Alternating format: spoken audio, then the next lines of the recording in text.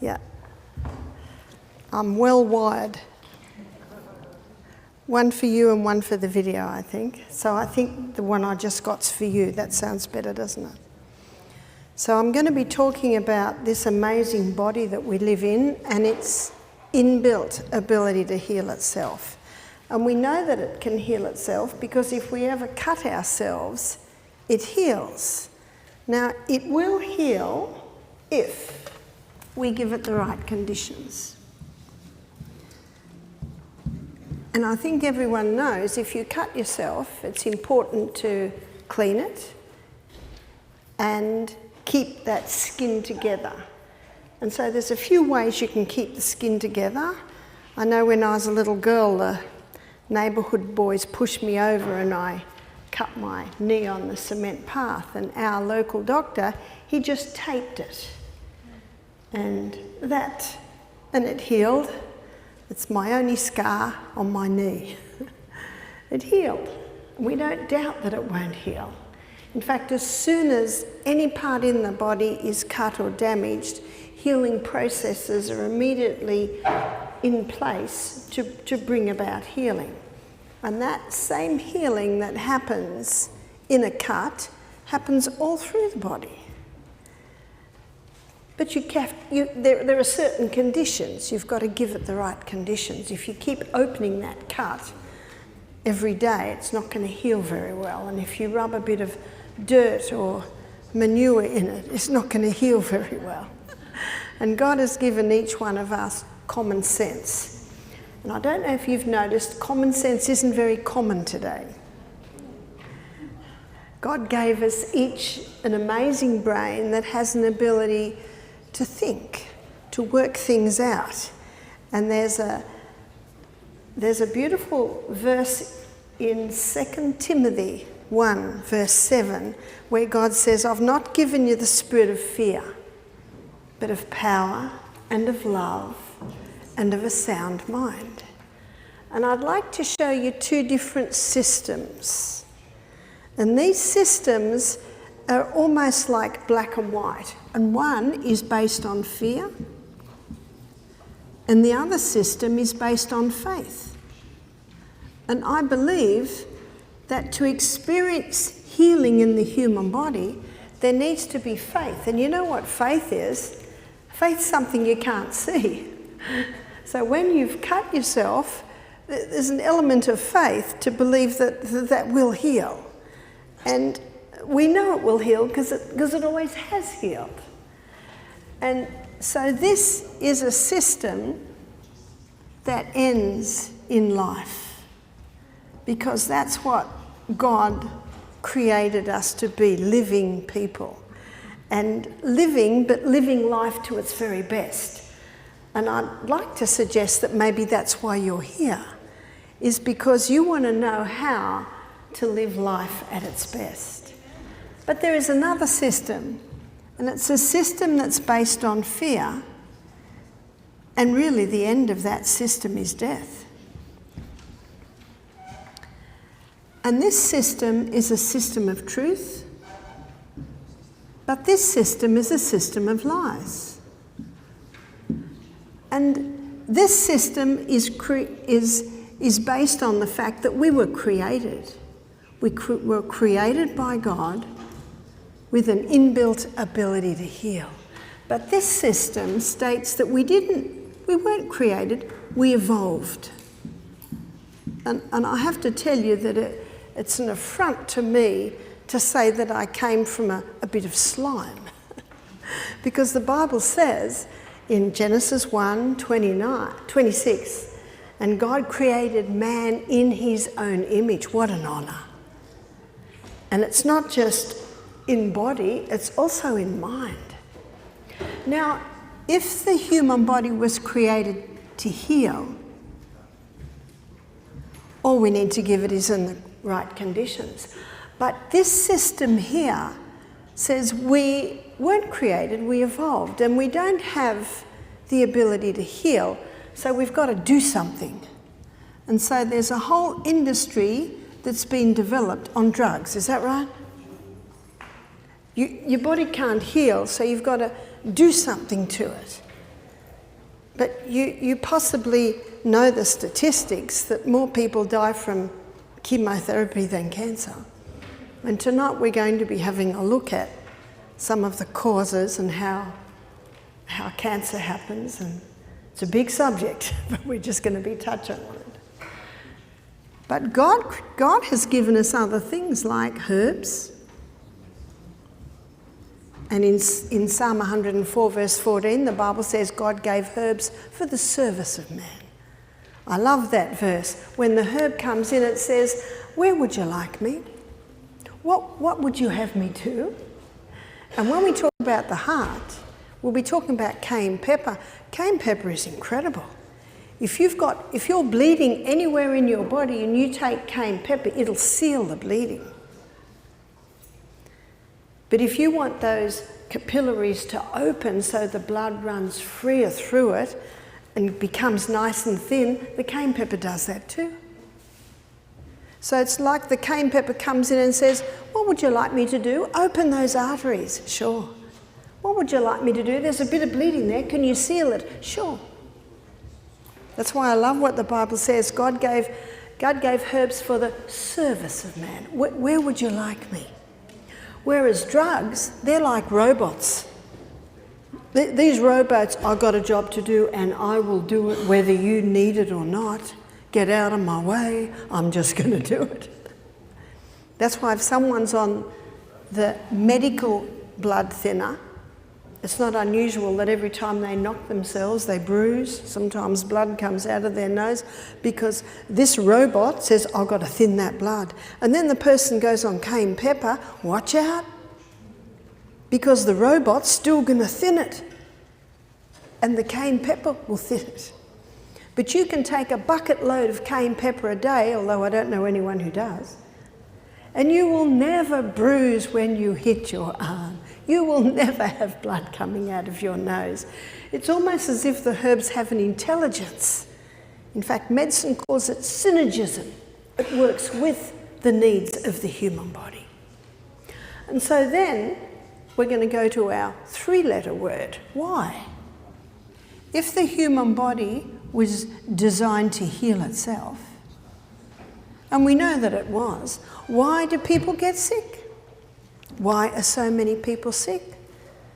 Florence Nightingale, famous British nurse who made dramatic effects in nursing, she said, disease is a process of repair.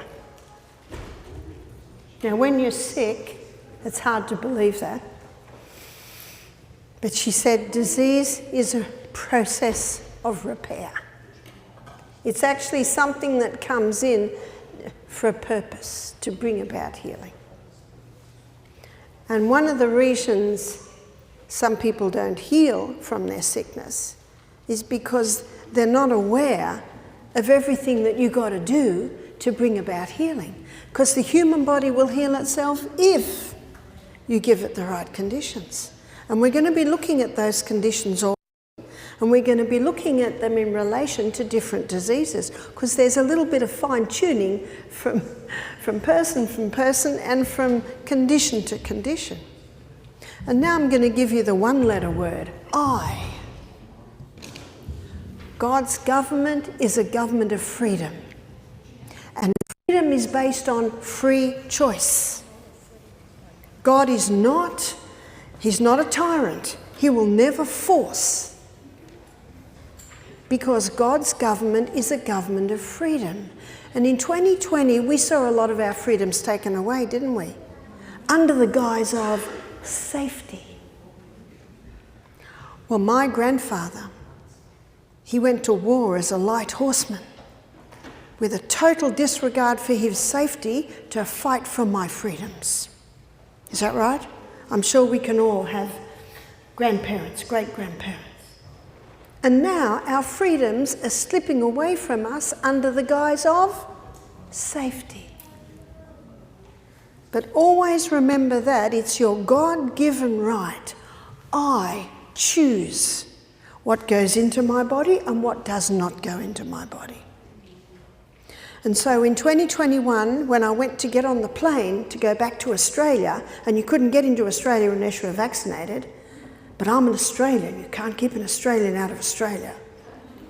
So when I went to the gate and showed them my boarding pass, they said, "Where's your vaccination certificate?" I shook my head. The lady was challenged. I showed her my negative COVID test. She was still challenged. She said, "Do you have an exemption?" I said, "Yes." She said, "Go through."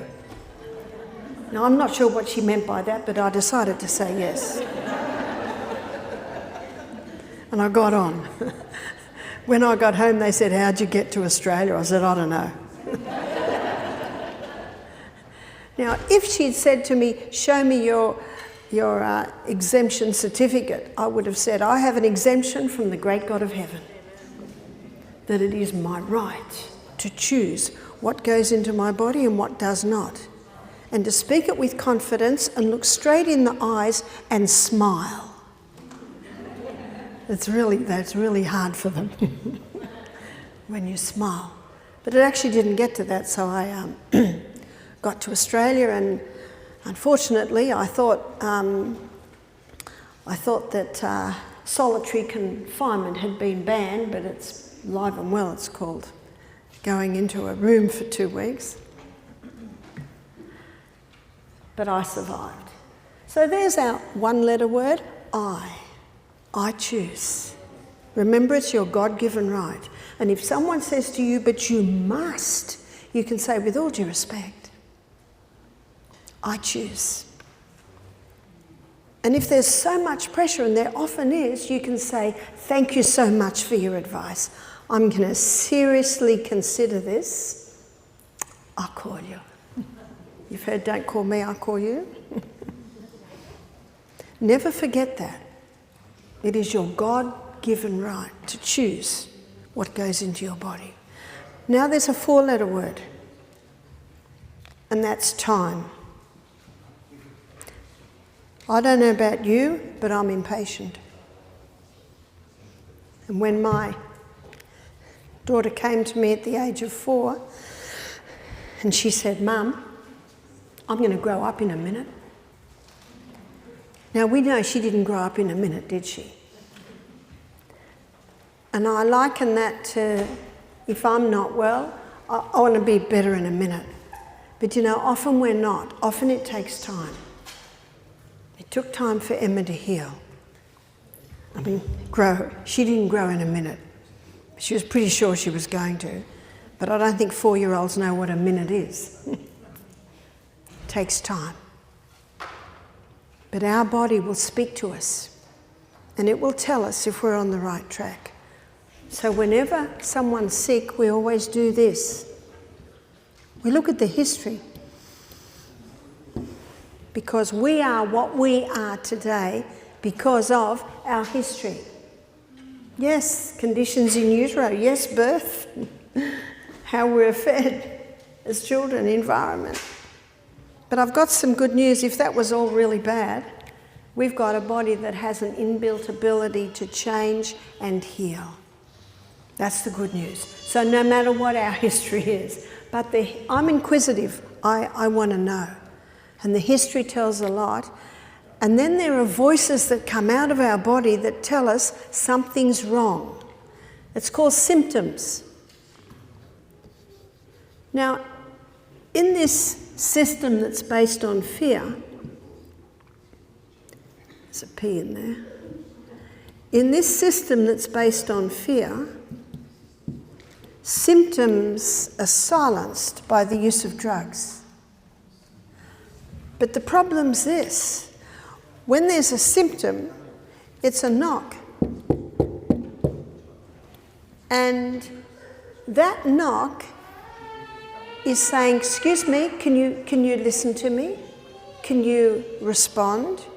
But if the person takes a drug, what's happening?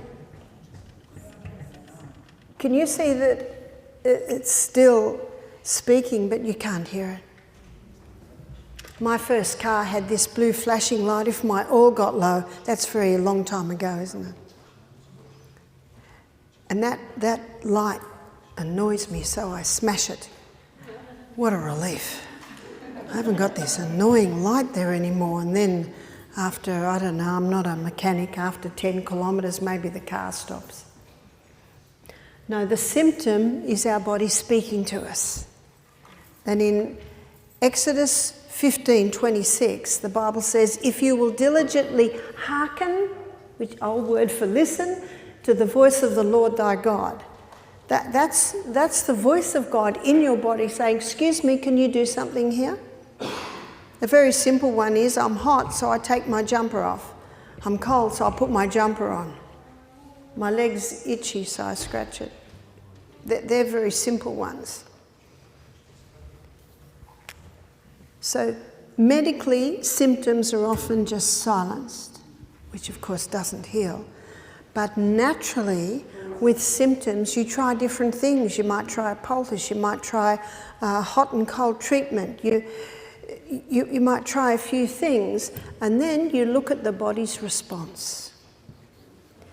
And if the symptoms ease, the body's saying, thank you very much, that's just what I need. And if the symptoms aren't being relieved, then you try something else. You keep adapting and adjusting until you see a response. So medically and naturally, symptoms are where you start. Because symptoms is the body saying, excuse me, can you do something here? It's as simple as that.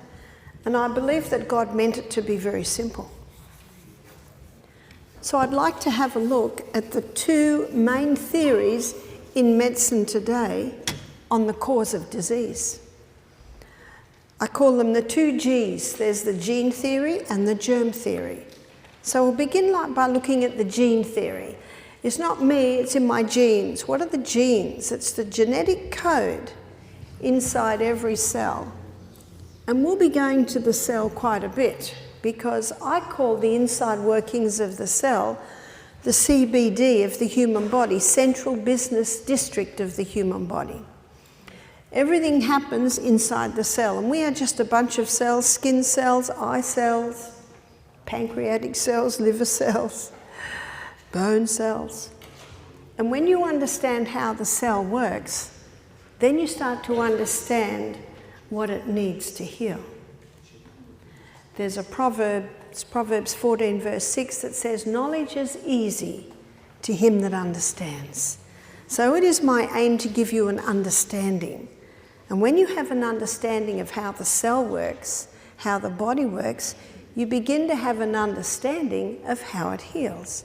And right in the nucleus of the cell, the very center of the cell, is the DNA. The DNA is the genetic code that determines the colour of our skin, the colour of our eyes, the colour of our hair, how tall we are. I have 3 sons. They're not going to be 6 foot because look at their mother. She's short. They're taller than me. But I don't think they'll ever be 6 foot. Their father had curly hair. I have straight hair. I have 3 curly-headed children and 3 straight-headed children.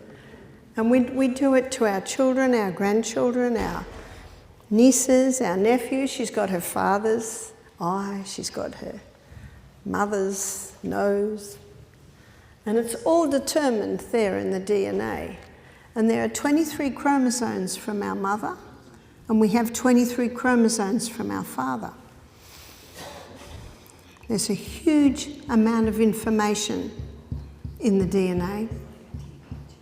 And it was in 1953 it made headlines in the newspaper that the secret of life had been discovered. 2 scientists, Watson and Crick, had been able to unravel the DNA. And when it's unraveled, it can go 2 meters long, and then it's all coiled back in. And we have 100 trillion cells in our body. And the only cells that don't have this DNA are the red blood cells. The red blood cells are made in our bone marrow, and they're 25 trillion. So 75 trillion of our cells have this DNA. The DNA is made up of the food that we eat. So the outside strands are made up of polysaccharides. Polysaccharides simply means many sugars, and everything we eat is made up of many sugars. And the inside bands, the crossword bands, is made up of amino acids. And amino acids is a breakdown from the protein we eat. So I ate a lovely bean dish. I think they were maybe Great Northern beans at lunchtime. There's my amino acids, that's the crossword bands. And the glue that glues all this together is minerals. And I got my minerals at lunchtime from my asparagus, from my lettuce, from the broccoli. Hippocrates said, let food be your medicine and medicine be your food. He was 400 years BC, and he didn't know what I've just shown you. He didn't know that the very DNA, the very code that determines us, is made up of the food that we eat. And when I look in some supermarket trolleys, I think, how will their DNA ever be made? The food is so refined. It's a condition called malnutrition B. Now, we know malnutrition A. We see that in countries like Somalia, where there's no food, and they're dying of malnutrition. But malnutrition B is in the developed countries where people are often overweight and eating too much, but the food they're eating has no value. It's almost totally deficient in minerals. Amino acids aren't working very well, and maybe their gastrointestinal tract is so overworked that it can't get the nutrients out of the food that it's eating. And later in the week we're going to go on a journey through the gut, and it's a fascinating journey from the mouth to the other end to show you how the body breaks down to microscopic little substances, particles that go into the body and nourish the cell. So why aren't we healed quickly if we're constantly being remade? Because we are. New eye cells every 1 to 2 days. New cells that line our gastrointestinal tract every 3 to 5 days. New skin every month. New bones every 3 months. New liver every 6 weeks. We're constantly being remade according to the pattern and according to the formula. So let's look at someone that's got, say, irritable bowel syndrome, Crohn's disease.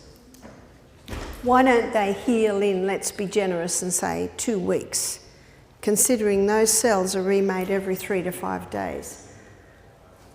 Well, there's something wrong with the formula.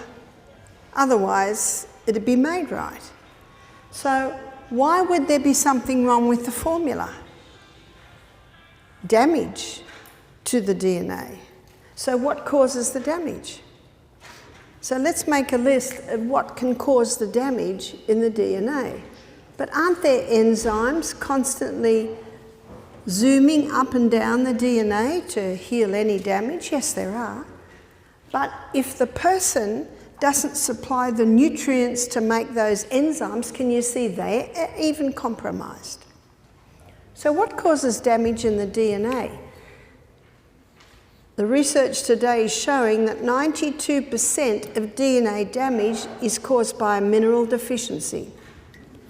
So how could we be mineral deficient? Well, in his book, The Calcium Lie, Dr. Robert Thompson, he shows that 80 years ago, our soils had twice as many nutrients in it than they do today. So if the soil's deficient, the plants are deficient, and the people that eat those plants are deficient.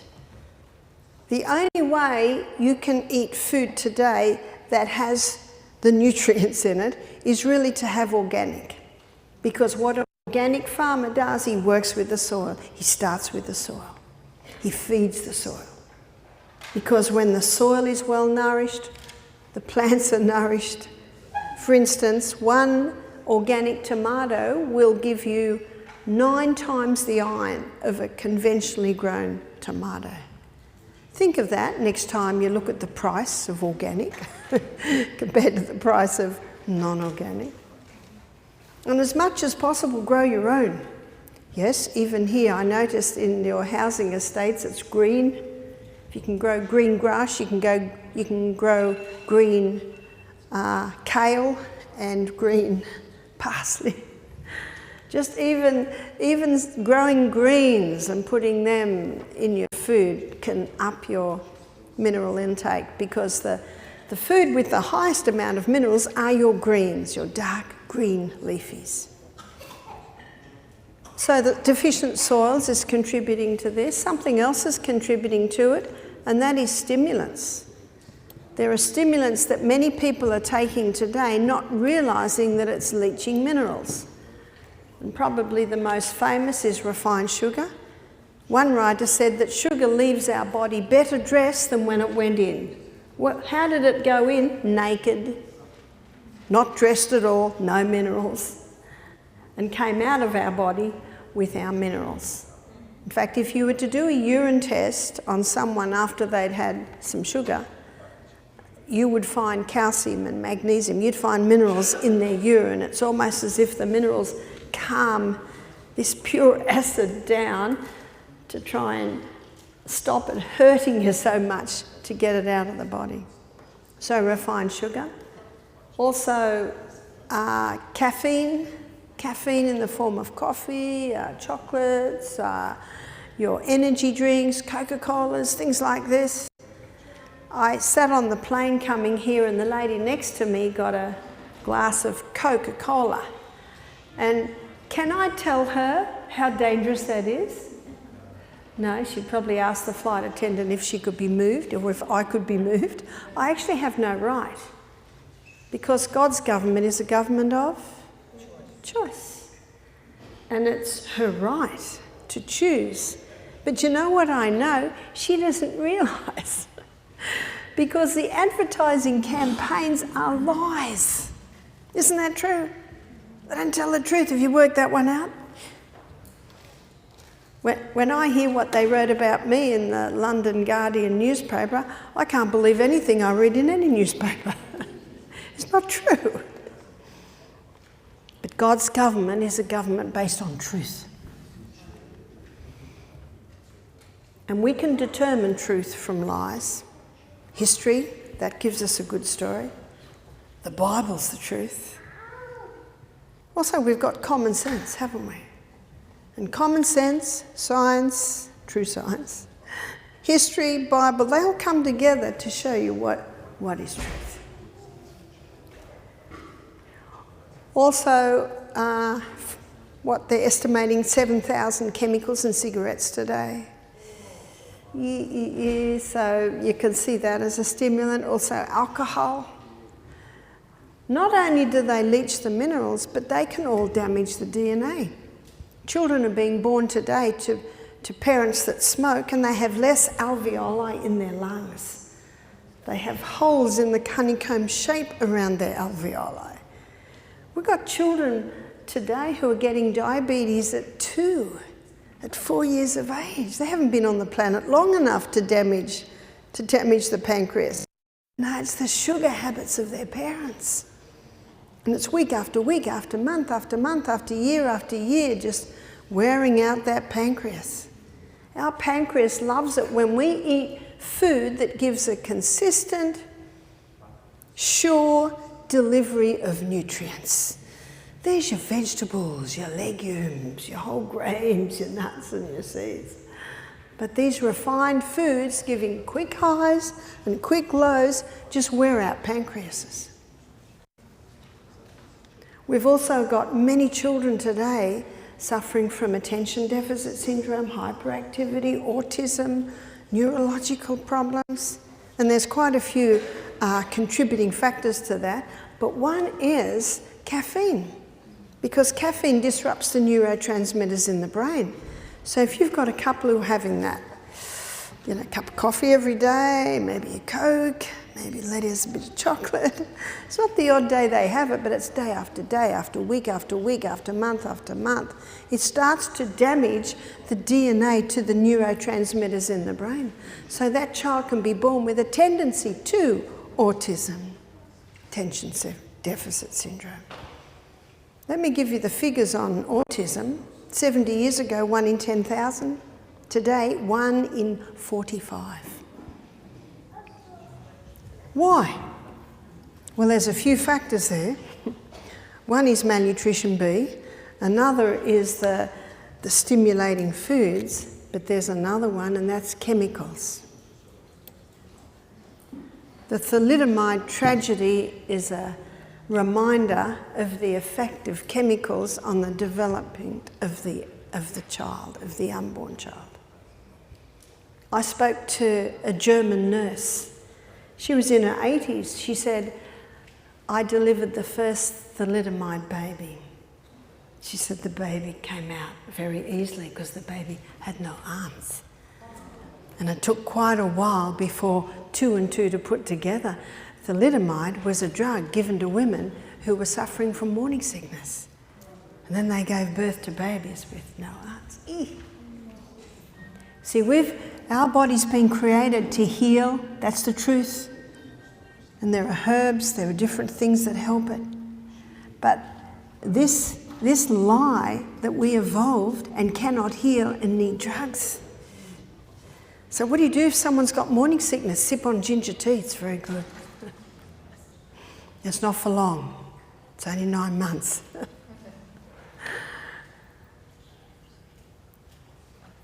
Chemicals damage the body. So have a look at your home. Most people when they go home from these meetings, they invest in a magnifying glass. Have you noticed that the most important information you can hardly read?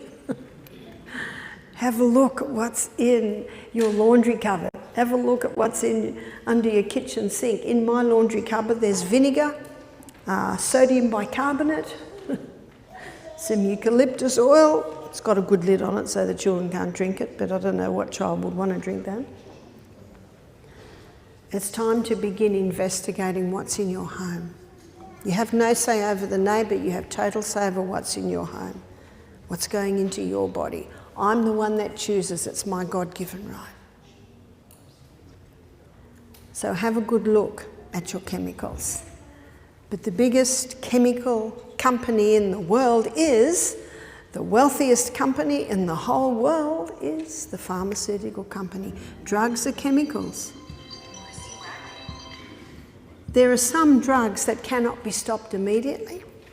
That's why wisdom is necessary, to get some information, some help, and look at, if you are on medication, what alternatives you can take. You'll be hearing quite a few this week. But it is the wealthiest company in the world. So what do they want? Your money. And they don't tell the truth. I don't think doctors lie.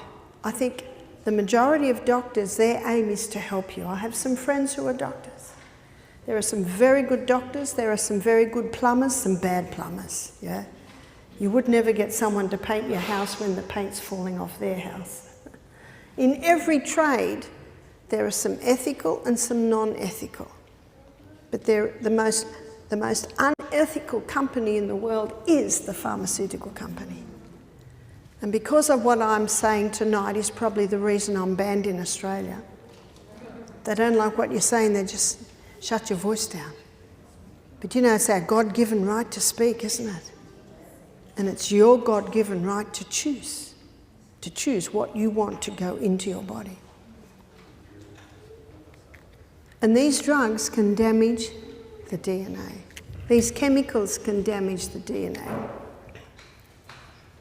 MSG, monosodium glutamate, causes the nerve cells on the tongue to overfire, so the food tastes fantastic. That's a worry, isn't it? Did you know that when you eat organically grown food, it tastes so good? You know what you're tasting? You're tasting minerals.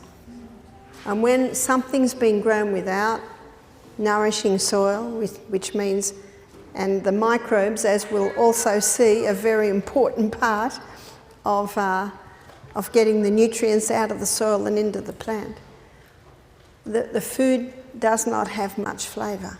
And so then people reach for the artificial stimulants.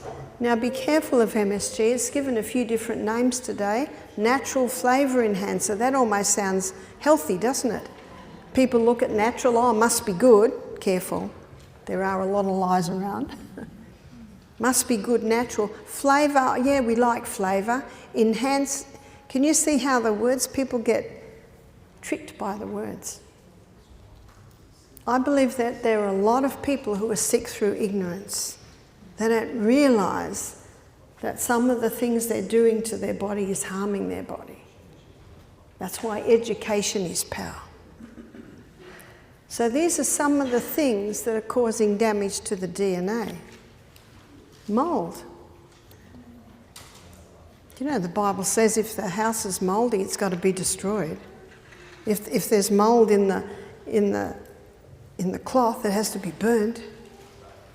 This is toxic stuff. Mould. We've got a series at home. It was on SBS television, which is one of our Australian television stations. It's called Is Your House Killing You? And there's 7 shows in the 2 DVDs. And in nearly every show, this family was sick. They had the people come in, inspect the home, and nearly every case there was mould. And what was interesting is one member of the family had sinus problems, another member of the family had asthma, another member of the family came out in rashes, and that's why you're the doctor. I believe everyone should be their own doctor because only you know how you feel, only you know what you've been through, only you know your history, and only you know how your body reacts to different things.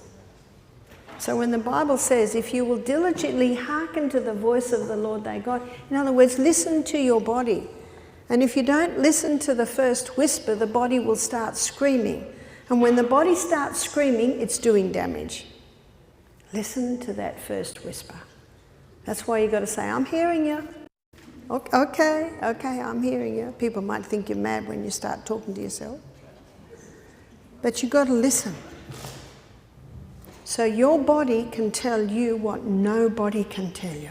No doctor, no specialist in the land can tell you what your body can tell you. That's why you adjust and adapt.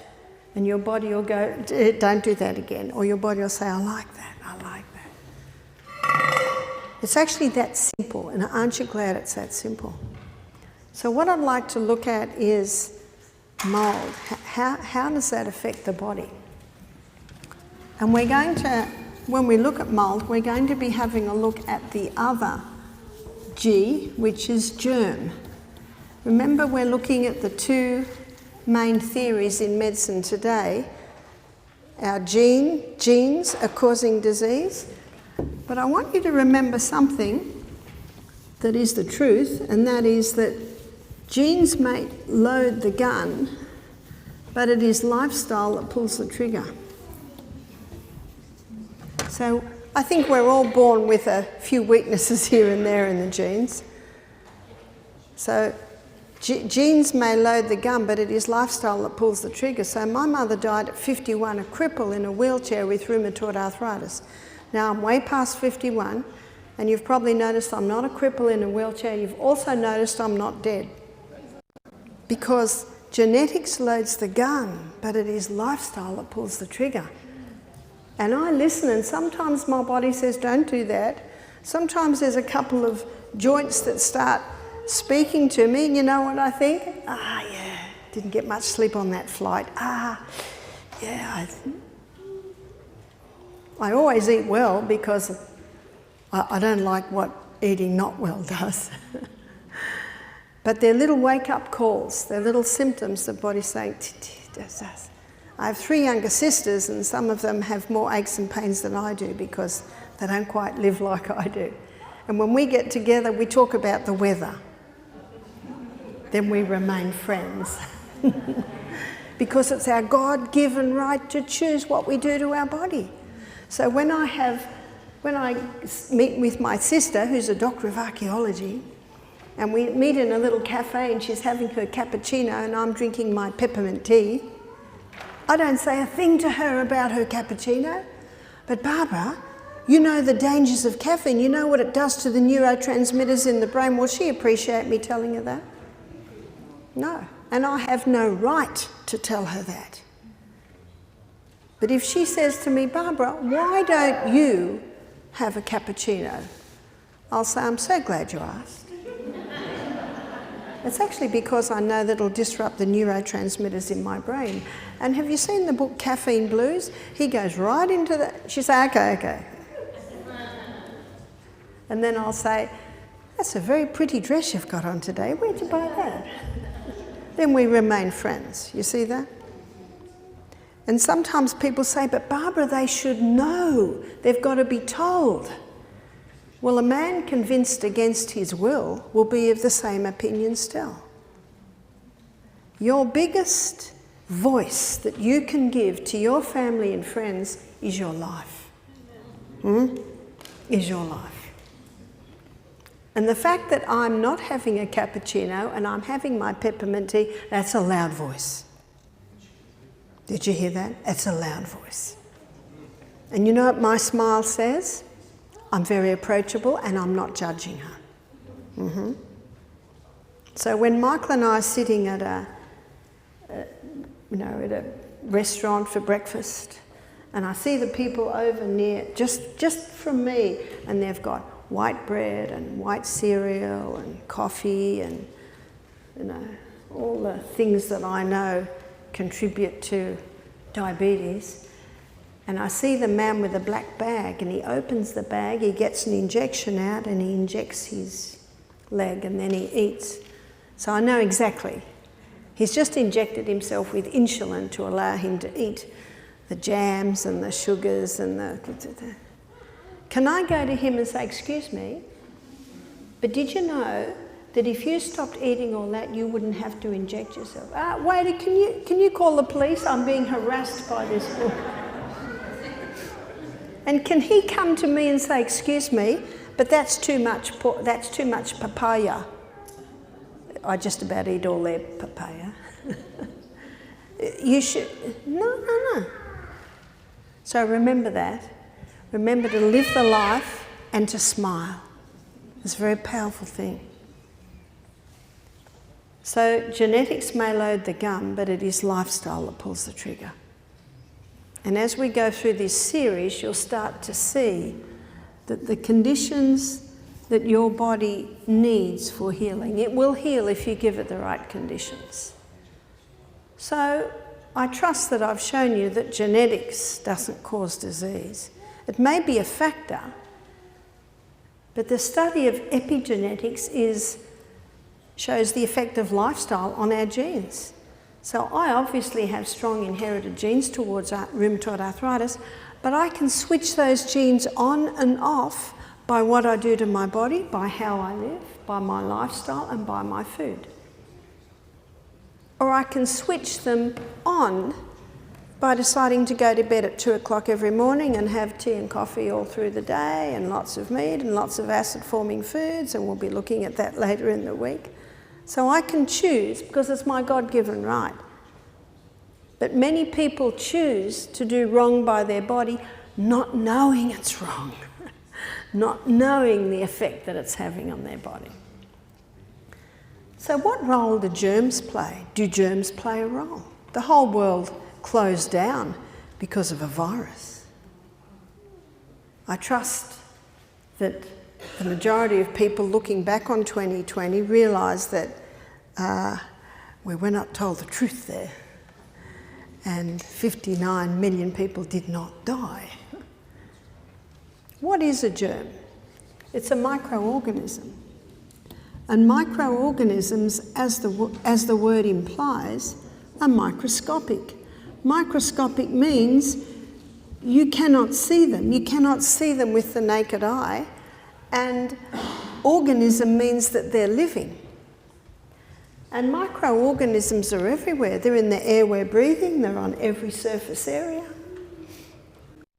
There's 10 times more microorganisms in my body than cells, and I have 100 trillion cells in my body, and there are 10 times more microorganisms in our gastrointestinal tract than anywhere else in our body. That's a lot of microorganisms. And when the body's running well, when it's given the right conditions, it's well slept, it's well hydrated, it's well nourished, it's well exercised, it runs very well. But whenever cell damage happens, these microorganisms have the ability to change roles. What do I mean by that? We change roles all through our life. I'm not dressed now the way I was dressed 2 weeks ago in Germany with 6 degrees Celsius in the morning. I'm not dressed now the way I'm dressed when I go to a wedding. I'm not dressed now the way I'm dressed when I go for my morning dunk in the river, which I did in Germany. I'm not dressed now the way I'm dressed when I'm actually on my morning exercise. I'm not dressed now the way I'm dressed when I'm digging in my garden. We change roles. All through our lives, all through our days, we change roles. I'm not dressed now the way I dress when I sleep at night. We change roles. We change roles according to the environment. So do the microorganisms. So whenever there's cell damage, these microorganisms, they adapt and adjust, they change roles. They now become the cleanup team, or as one microbiologist said to me, we call them the garbage collectors. Now I think in Australia we call it garbage, but I think you call it trash here. Is that right? You call it garbage? Okay, these are the garbage collectors. What's their name? Their name is bacteria. That's what bacteria is. It's an opportunist organism. Bacteria. The more rubbish, the more damage, the more bacteria. As the environment changes, so do they. They now become the exterminators. What's an exterminator? Exterminator is part of the breakdown process. And their name is yeast, fungus, virus. Did you know that a virus and a fungus have very similar functions? They both need a host. As the environment changes, so do they.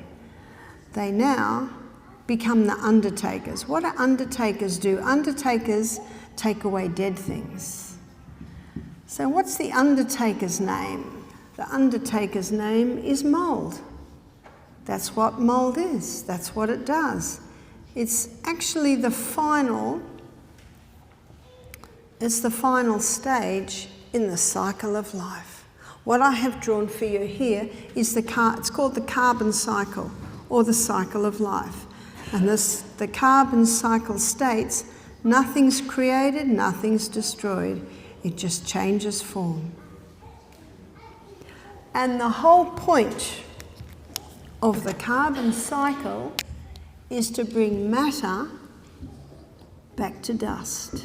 That's what it does. That's its role. Sorry, it's not a very strong red, but I think you see it. The role of these microbes is to bring matter back to dust.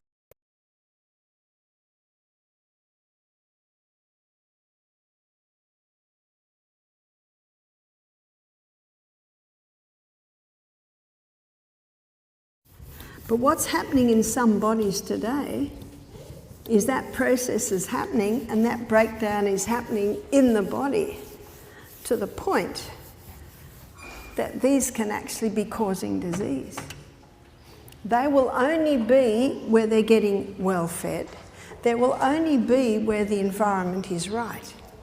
So let me give you the story of Florence Nightingale, because that also shows that this lady knew the true cause of disease. Because Louis Pasteur made the germ theory famous.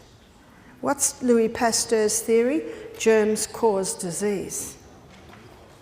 But there are many at the time of Florence Nightingale, at the time of Louis Pasteur, which was all about the same time, who did not believe in Pasteur's theory. And one was Antoine Bourchon, who was a Frenchman, a contemporary at the time of Louis Pasteur. He was a 6 times professor, this man, and yet most people have never heard of him, whereas Louis Pasteur was a chemist. But everyone loved Louis Pasteur's theory. Oh, you poor thing, you're sick. This germ has made you sick. Take this poison to kill the germ and all will be well. Whereas Antoine Bourchon, no one liked his theory. He said disease is born in us and of us. And if someone was sick, he would investigate. They're going to bed too late. They're not drinking enough water. They're not eating nourishing food. Oh, they didn't like that theory. They liked a theory where it's not my fault that I'm sick. It's the germ's fault or the gene's fault. Can you see that the germ theory and the gene theory take away all responsibility on the human for what's happening? In fact, medicine today likes to present that we are innocent victims. A germ has jumped on us, made us sick. And isn't that why the whole world was shut down in 2020? You know, the CDC figures show that 99.9% of people that get COVID recover. Did you know that they were the CDC figures? And that people that do succumb are people with pre-existing health conditions. In other words, anything could have happened. So Florence Nightingale, she was asked to go to Scutari. What was Scutari?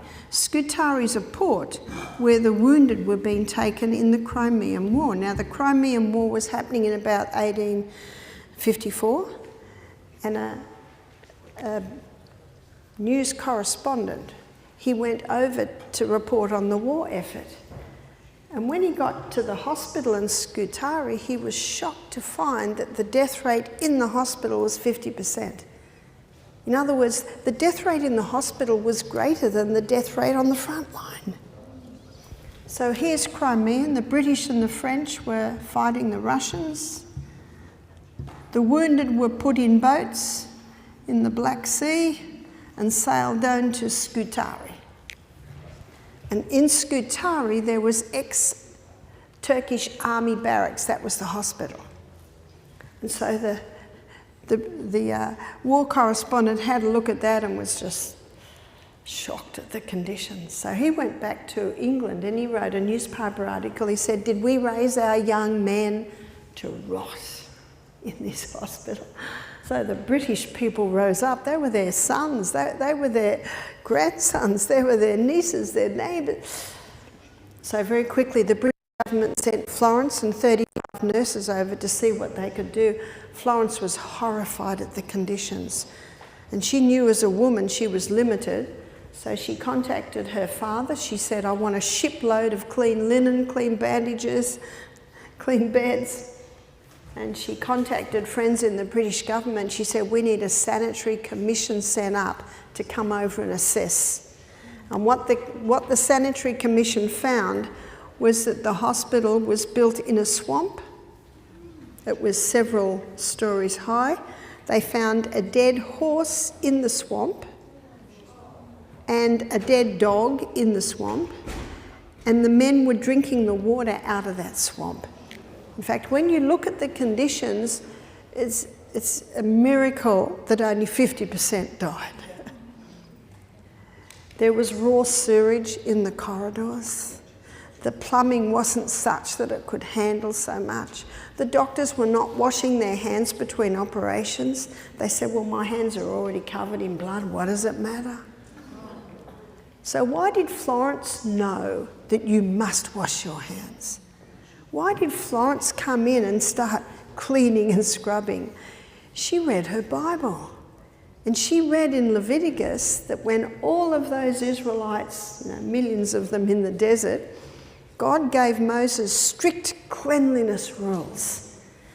They had to have order in the camp. If they wanted to go to the toilet, they had to go outside the camp, dig a hole, bury it, and no one was to know they'd been there. And if someone died in the camp, and the record is, and you can check that out also in the history books to support it, that there was no sickness in that camp because of the strict cleanliness rules in the camp. In fact, if anyone died, it was old age. Someone died, they would be taken outside the camp, they were to be buried deep, and the people that carried the dead body out of the camp could not go back into the camp for 3 days. They had to wash their body, they had to wash their clothes before they could go back into the camp. Because as soon as someone dies, what happens? The cycle of life begins. There's bacteria, yeast, fungus, mold. Because they're bringing matter back to dust. That's the cycle of life. Wherever you see anything dead or damaged is a cycle of life. And Florence got inside the hospital, started scrubbing. The sanitary commission fixed up the drainage, the plumbing, and within 3 months the death rate went from 50% to 2%. That's why we can't forget Florence. This is 80 years before antibiotics. So when Florence came back to London 18 months later, there was a welcoming party for her. Queen Victoria, Prince Albert were there, big banners. When she saw it, she changed her name to Mary Smith, went down the back gangplank and went home. They said to her later, "Why did you do that?" She said, "I'm not a heroine. All I did was increase sanitation and also nutrition and hygiene." Sanitation, hygiene. What's sanitation? Keep the house clean. Wash the floor every day. Empty the rubbish every day. Keep the house clean. Change the sheets. Hygiene, personal hygiene. Wash the body. Wash the wounds. Put clean clothes on every day. And nutrition. You cannot heal without nutrition. When she went there, the food was big pots of water with bits of rotten meat in it. That was their food. And as you can see, when we looked at the DNA, you cannot heal without food, nourishing food. Our body needs nourishment. Michael and I have 4 sons. We have 4 sons, 4 daughters. And our 4 sons are builders and carpenters and tilers and all of that. And let's say we ask them to do an extension on our home, and they are very good tradesmen. We taught them to be very good at everything they do. But if we don't supply the building materials, they can't build anything. We've been given a body with an incredible ability to build and heal. But if we don't supply the basic building materials, the nutrients from nourishing food, it cannot. So when she said to them, "I am not a heroine, I just increased hygiene, sanitation and nutrition," we've got to remember that. And when she read Louis Pasteur's theory that germs cause disease, she says, "This is the theory of a man of a very unstable mind. And anyone who believes it is equally unstable." I want to show you a graph. This used to be in the medical journals. Unfortunately, it's been taken out. I have several books at home that still have those graphs from when you could get them. Here are all the childhood illnesses: mumps, measles, rubella, whooping cough, tetanus, diphtheria. Huge reduction then the vaccines were introduced. So why is this big reduction? Florence Nightingale. She just turned the tap off. Did you know that in the 1850s, all the sewage from London went into the Thames and all the people living in London drank that water?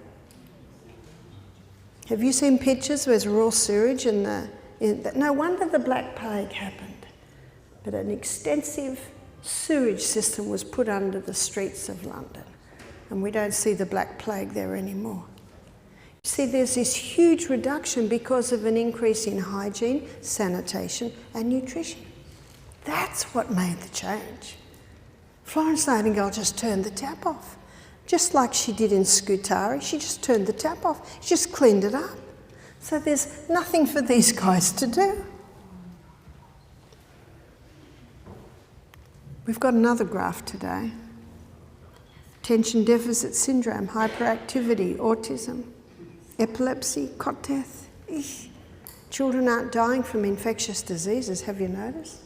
It's neurological diseases because of the neurotoxins in the vaccine. If someone says to me, should I vaccinate my child? I say, I'm not going to tell you what to do. You've got to make your own choice, and you've got to make your choice according to information. Find out what's in them. Look up those words. Look up what formaldehyde does. Look up what aluminium and mercury do. And the truth is, we have a body that can heal itself. And it will heal itself if you give it the right conditions. And if you give it the right conditions, it'll do what God designed it to do, and that is heal. Antoine Beauchamp, he knew this. See, Florence Nightingale was England. Antoine Beauchamp, he was France. And the other writer, Ellen White, who said similar things, she was the US. Do you know the proverb says, in the multitude of counsellors there's safety. These people were coming at the same conclusions from all over the world because it makes sense and it works. So Antoine Beauchamp, he got a dead cat one day and he wrapped it in an airtight container. Came back 4 months later, opened it up, dust. What brought cat back to dust? See, in Australia, if a cat dies, I'll give you an Australian illustration. A cat dies in the bush, the kookaburra has a nibble, the dingo has a little nibble, the blowfly lays its eggs, maggots clean it up, dung beetles come up, worms come up. But with Antoine Beauchamp, airtight container, none of the scavengers did it. What brought matter back to dust? It was the body's own microorganisms. When the cat was living, these microorganisms are contributing to the running of the cat. And then when the ultimate cell damage is death happens, it takes its suit of clothes off, so to speak, put the rubber gloves and apron on, become the clean-up team. Then the exterminators, the undertakers, until matter has been brought back to dust. It's the cycle of life. With great excitement, he got the dust, put it under the microscope. It was alive with microorganisms. A basic law of science states nothing's created, nothing's destroyed, it just changes form. Now it plays another role in the dust. Here is a plant from my garden. Underneath are roots. And when I put compost into my garden, I'm putting microorganisms, because that's how the compost works. Put the scraps in the garden, the weeds from the garden, maybe some cow manure from the healthy cows down the road, all goes in the compost. The microorganisms bring it back to dust. And I know that my compost is ready to put in the garden because there are tomato plants and pumpkin plants coming out of it. And I smell it. Earth. Everything's been brought back to dust. And now I put it in my garden. Now these microorganisms play another role. These microorganisms in the soil are responsible for the final breakdown. In fact, they break down the minerals in the soil to make them available for the roots of the plant. They are responsible for the absorption of those minerals out of the soil and into the plant. They protect the plant from harmful pathogens that might be in the soil. They nourish the plant. Now that plant knows that it needs these microorganisms. So 50% of the fuel that it makes from photosynthesis, it sends back down the roots to feed the microorganisms. Beautiful illustration that the law of service is written on every plant in nature. Every plant takes with one purpose: to give. Very similar thing happens in our gastrointestinal tract, as we'll see when we do our journey through the gut. Our gastrointestinal tract is lined with something that looks like roots. And when we were born, our gut was sterile. And then when we were born, those first few breaths, we breathed in our mother's microorganisms, and then that thick colostrum in the first few days of life are rich with microorganisms, and it builds up a thick turf wall lining the gut. And these microbes, the two permanent ones are Lactobacillus acidophilus, bifidobacterium. They are responsible for the final breakdown. They are responsible for the absorption of the nutrients out of our gut and into our blood. They protect our blood against harmful pathogens. They nourish the cells that line the gastrointestinal tract. Are you starting to see that these microbes are not our enemy? They're the performers or the players in the cycle of life. They have a very important role. And because of this, we have to get away from this kill mentality that the Pasteur theory created. A germ has made you sick, kill the germ. One lady said, my little boy, he's 5. Whenever he was sick, I took him to the doctor, earache, antibiotics, cough, antibiotics. She said, he's 5 now, he's always sick. I've got a 10-month-old baby. He's got green coming out of his nose and he's pulling his ear. I've been to the doctor, I've got the course of antibiotics. I've just heard that you raised 8 children with no antibiotics. I heard they're still alive. What did you do? What would you do if you were me? I said I would finally slice up some garlic, wrap it on the bottom of the baby's foot. Don't let the garlic touch the skin or it'll blister. Don't grate it or crush it as too much juice all at once. Fine slices. Yeah, I've got pen and paper. What else? Oh, I said, that'll do. She said, nothing else? I said, no, make sure there's fresh air. Take the baby out, wrap the baby up, but fresh air. Fresh air is very important. Yeah, what else? What else? I said, oh, breastfed? Yeah.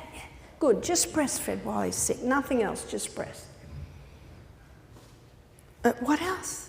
I said, oh, that'll be enough. She wanted lots. She wanted alternatives to the antibiotics. We've got a wonderful alternative. It's called our immune system. Have you heard of it? It's there. Just needs to be well fed. Did you know that antibiotics kill your immune system? I'm not against antibiotics. I think they can be saved in life-saving situations. But if you give the body the right conditions as soon as things happen, you needn't have to get there. She rang me up 3 days later and she said, wow, I can't believe how quickly my baby healed. She said, my baby healed quicker than my other baby on the antibiotics. What are antibiotics?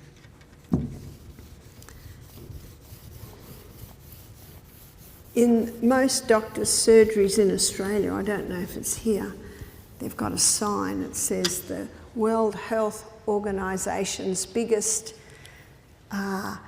concern today is the overuse of antibiotics because people are getting immune to them. Have you seen that? Doctors are being told, stop prescribing so much antibiotics. What's an antibiotic?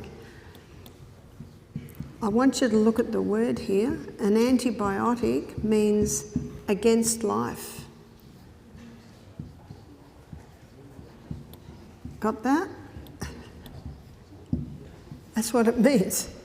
And anything that has the ability to kill a small organism has the potential to kill a large. And what are we? We're the large. Let me tell you how they were discovered. 1929, Alexander Fleming is growing bacteria in flasks in his laboratory. He came in one morning and it was all dead. And he knew Newton's third law of motion. To every action, there's an equal and an opposite reaction. There's always a cause, always. Why was my bacteria dead? So I began to look around. Nothing in the laboratory could have done it, but there was an open window near the flasks. And the sun was coming in, and on the sun's rays, there was a heavy dust. And it was settling on his bacteria, so he looked up outside and he saw a window, open window, and in the open window there was a plate of fruit, and in the plate of fruit there was a mouldy orange. And the dust from the mouldy orange was coming down and settling on his bacteria. So he called the mould penicillium. And he called the mould waste penicillic acid. And the mould waste, which is more toxic than the mould, that's what was coming down and settling on his bacteria, he called that penicillic acid. And this penicillic acid is the penicillin we know today. Penicillin has saved the lives of millions. It has, it does, and it will continue. But the human body can only really cope with about 2 courses in a lifetime. Did everyone hear that? 2 courses in a lifetime. Because an antibiotic is just a killer. It'll kill the bad bacteria, but it'll also kill the good bacteria. One writer said, taking an antibiotic is like dropping an atomic bomb in the gut. What did the atomic bomb do? It killed the good and the bad alike. It's just a kill. That's why we have to get away from this kill mentality. So what I would do with my children when they trod on rusty nails, or when they fell off horse, or they got a bad splinter, or they chopping kindling and oops, chopped the finger. It's all right, they didn't chop the finger up. I would keep it clean.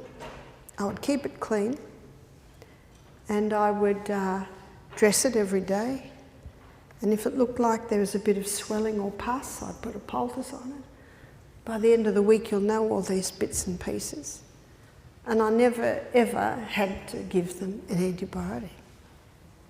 And if they got a cold and they started coughing up yellow, I'd just make them lemon and honey drinks and eat lightly for a few days. We've got a body that has an inbuilt ability to heal itself. But you've got to do something, because often the body needs a little bit of help.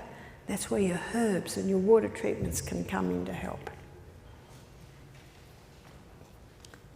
How many people have taken an antibiotic and then got thrush? Why? Because that's what it is. It's a mould waste. And if someone has got a serious infection, yes, the antibiotic can knock that back. But if you know what to do as soon as it happens, then it need never develop that. So friends of mine, it's a homeschool family. Father's Samoan, mother's Lebanese. 6 kids. The eldest boy was dismantling some old windows in an old house because they were building their house. And he just couldn't get this last window out, and his hands went through and the glass broke.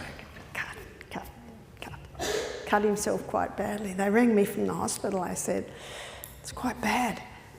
And they said, what do we do? And I said, well, if tendons are cut, you've got to have surgery, because they go spring, you've got to sew them back. Surgery's come a long way.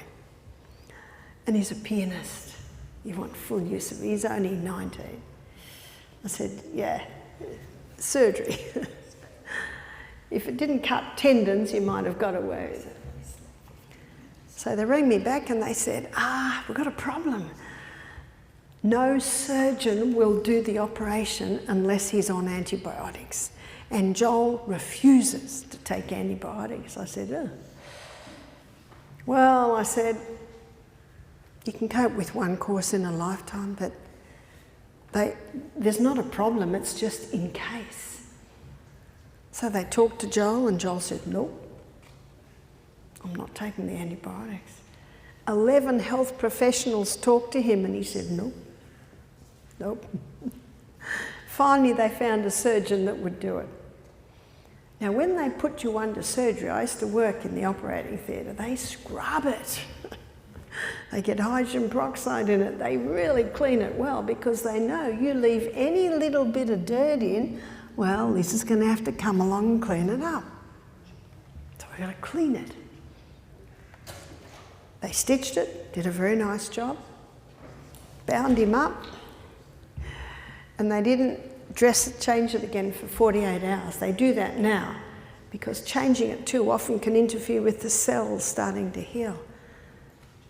So they went down and everyone was there ready to say, look what you've done, you know, you haven't had the antibiotic. Do you know, it was as clean as a whistle. See, there was absolutely no need. His mother's feeding him green drinks and all the veggies from the garden, supplying his body with all the nutrients he needs to heal. See, often they're given just in case. A man contacted me from Asia recently and he had a very bad cut on his knee. It was about 2 inches long, looked about an inch deep. He said, what'll I do? I said, it's on your knee, I think you should have it stitched. Because it's a movable area. Maybe if it was on the thigh you could immobilise it, but not on the knee. He said they want me to have a tetanus shot, they want me to have antibiotics. I said, well, you don't need to. They reckon if I get tetanus I'll die. I said, well, you keep it clean, you won't. So he had it stitched, they did a very nice job. And he said, well, what do I look for? I said, remember what the body does? It'll tell you if there's a problem. I said, if it gets very sore and very red. He said, well, what do I do if I do that? I said, just put a potato poultice on it overnight. You put a potato poultice on it overnight, it'll reduce the swelling, it'll draw out any waste in there. Anyway, it's a week later now, it looks beautiful. He didn't take the tetanus shot and he didn't take the antibiotics. As long as you keep it clean, you've got to keep it clean and keep your eye on the body. And if it starts knocking, then you take the next step, which you will learn all about that. Again, I'm not against antibiotics, but most people should go through their life never having used them. Because the body can heal itself. You just need to give it the right conditions. And there's a simple acronym to help you, and we'll be going through this. I'm going to show you what we can do to sustain health in our bodies. It's called Sustain Me. Sunshine, it's not the enemy in the sky. It's an incredible healer. You can overdo it though. How do you know if you've overdone it? Your skin burns. If you've got white skin, don't go there so much. Use of water. Water can be used as therapy, and we need to keep our body well hydrated. Sleep. The body heals while we sleep. Never been such a sleep problem as today when technology's big. That's what'll stop people sleeping. Trust in God. Trust in God that He has given us an incredible body that can heal itself. And that, see, faith is the opposite to fear. Abstain. There are some things you've got to stop. You've got to stop the caffeines, the stimulants, the refined sugars. There are some things that must stop if you want the body to heal itself. Inhale. Where do we inhale? There's only one place we should inhale. In Genesis 2 verse 7, the Bible says that God formed man from the dust of the ground and breathed into his nostrils, not his mouth, breathed into his nostrils the breath of life, and he became a living soul. Beautiful verse. We should breathe in and out through our nose. That's it. Mouth is for speaking. Mouth is for singing, wind instruments, eating, kissing. Nose is for breathing. And if someone's got a deviated septum, the best way to open that up is to breathe through the nose. The more you breathe through your nose, the more it opens at the back. Because oxygen is the most vital element needed for life. Nutrition, we'll be looking at this in detail, and we'll be touching on it a bit more after the break when we look at cancer. Moderation. Even good food can turn to poison if you overeat. Exercise. The body must move. These are the basic conditions that my body needs to sustain me. The body will heal if you give it the right conditions. What happened to our little if hidden in the corner here? The body will heal itself if you give it the right conditions. And these are the basic conditions required for healing. And we'll be exploring these in more detail as we go through our health conference this week. But we're going to have a break now, and we're going to have a 10-minute break. And when we come back, we're going to have a look at the causes of cancer and how cancer can be conquered. So please have a break. It's almost 5:30, so we'll come back at 6:20. Okay, thank you.